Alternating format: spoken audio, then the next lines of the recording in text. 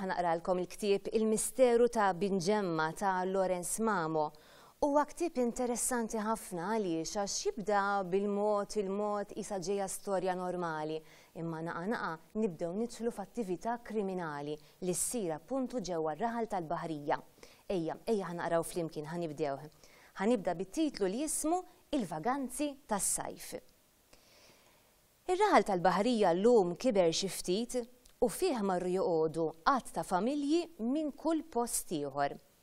Iżda xorta baqa' raħal tipiku antik, speċjalment fil-qalba tiegħu. Għadek issib qatt ta' bdiewa li għandhom l-għelieqi fl-inħawi u fil-viċinanzi. Ġużu, wieħed minn daw il-bdiewa kellu bosta raba u fost l-għelieqi li kellu kien jaħdem biċtejn taħt il-Knisja ta' Binġemma. Kważi 3 darbit fil-ġimgħa kont issibu hemmhekk. Kien ibakkar kmieni u jmur fuq il-post b'vann antik li kien għad kellu u li dejjem kien jirranġa fih għax dan ġużu kien jinqala għal kollox. Meta kien jinserta lil Cedric u lil Kim, it-tfal ta' bintu bil-vaganzi tal-iskola, mhux l-ewwel darba li kien joħodhom miegħu Binġemma. Cedric u Kim kienet l-għaxqa tagħhom hemmhekk għax barra li l-post kien mill-isbaħ kien jieħdu pjaċir jagħtu daqqatit lil nannuhom. Meta kien ikollhom xi sibt liberu, it-tfal kienu jħobbu jmorru wkoll li qattaw nofstanhar il-Mużew tal-Avjazzjoni f'Taqali. Hemmhekk kienu jiltaqgħu mal-ħabib tagħhom Sandro li kien iħobb imur ta' spiss il-mużew ukoll.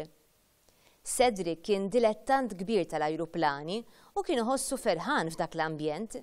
Kien jieħu gost idur mal-ajruplani li hemm mal-wiri, daqqa jfarfar jew jimsaħ it-trab minn fuqhom u daqqa jidħol fil-maħżen ta' ġewwa fejn isir ix-xogħol ta' restawr fuq ajruplani antiki.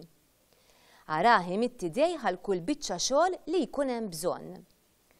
Oħtu Kim kienet tieħu gost toqgħod tilqa' n-nies speċjalment lit-turisti u ddur magħhom u tfehmhom fuq l-affarijiet eżebiti. Meta kien ikun hemm Alex, pilota kwalifikat, għarhom iduru miegħu jistaqsuh fuq il-microlight li għandu u jgħinuh fli jkun hemm bżonn. Mhux l-ewwel darba li ħadhom xi dawra bih. Ħuhom iż-żgħir Grant dejjem jiġri madju l-ommu. Kien għadu żgħir wisq biex tħallih imur fejn imorru ħutu. Ommhom kienet imħabbta wkoll, kellha ħanut tax-xahar u kellha xogħol mhux ħażin imma kien jirnexxielha tlaħħaq mal-bżonnijiet kollha, anke fin-nuqqas tar-raġel li kien isifer spiss fuq ix-xogħol. Darba fost l-oħrajn meta kienu bil-vaganzi tas-sajf, Cedric u Kim marru għand in-nannu Ġus ma' ommhom Marija. Meta daħlu, staqsew lil nanna Teres fejn kien in-nannu u din qaltilhom li kien diġà mar Binġemma. It-tfal għamlu ftit tan-nervi għax taqu li kieku marru miegħu, imma kellhom jikkuntentaw billi jistennew sal-għada forsi jerġa' jmur u jmorru miegħu. Dakinhar in-nannu kien mar kmieni iktar mis-soltu għax rid jaħrat l-għalqa ħalli jipprepara għaż-żerriegħa. Meta wasal, ipparkja l-vann antik li kellu ħdejn il-kappella li kien hemm fit-tarf tal-wied u beda jniżżel il-mutur tal-ħart mill-kaxxa tal-vann. Ħdejn il-Knisja kien hemm karozza u mutur ipparkjati u għalkemm in-nannu Tom daqqatajn għax mhux soltu li jkun hemm karozzi ma tax aktar kasom.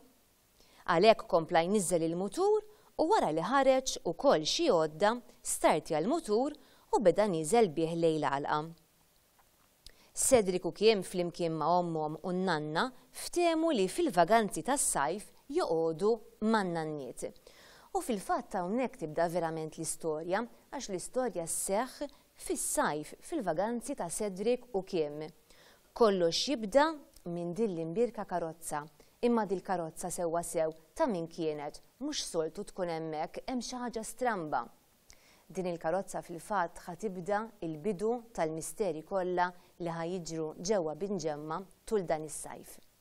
Nistedinkom taqrawh miegħi. Sa frattant insellmilkom.